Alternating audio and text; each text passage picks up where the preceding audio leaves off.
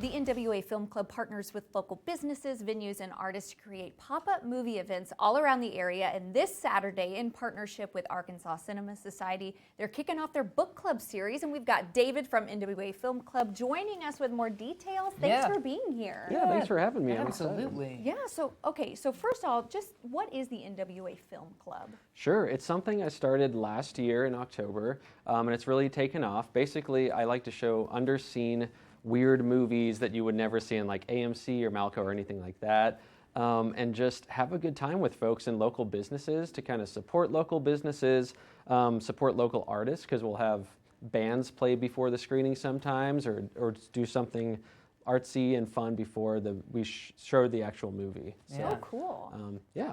So what do folks need to know about this upcoming event? This one's going to be a lot of fun. It is, like you said, a Bigfoot movie that I've never seen anything like it. It's totally unhinged. Sasquatch is basically in the woods wreaking havoc, but it's got this low-budget 80s quality that's just like really hard to capture in modern movies. Mm-hmm. So we're showing that, and it's a book club event because we're going to have a novelization author in attendance.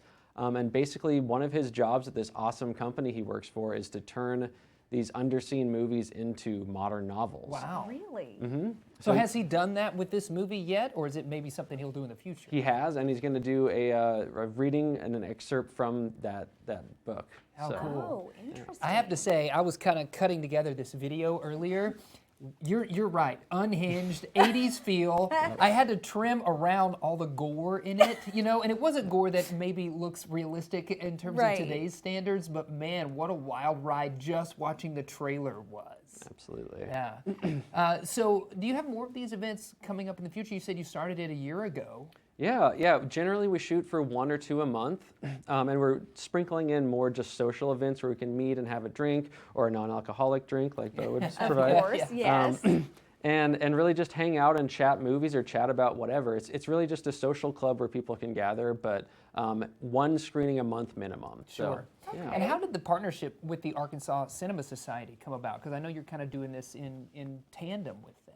Yeah, that was a really natural partnership. I know Cody, and it came about because he wanted to kick off his new book club series in this year and start out strong. And so I said, well, hey, I know this guy that does novelizations, Brad Carter, and I think he could bring the book into this really wild Bigfoot movie. So it just kind of came together naturally, and the library seemed like a great fit as well. I love that. Yeah, absolutely. Well, give us the details again on when and where it's happening and what folks can expect out at this screening. Awesome. Yeah, so January 11th, this Saturday at 2:30 p.m., we're going to start the screening. And there's going to be a reading from Brad from his novel, just probably about 5 or 10 minutes before the movie. And then after he does his reading, we're going to show the movie and just kick back and relax. Yeah. Cool. And if folks want to be part of the NWA Film Club, where can they go to kind of get started?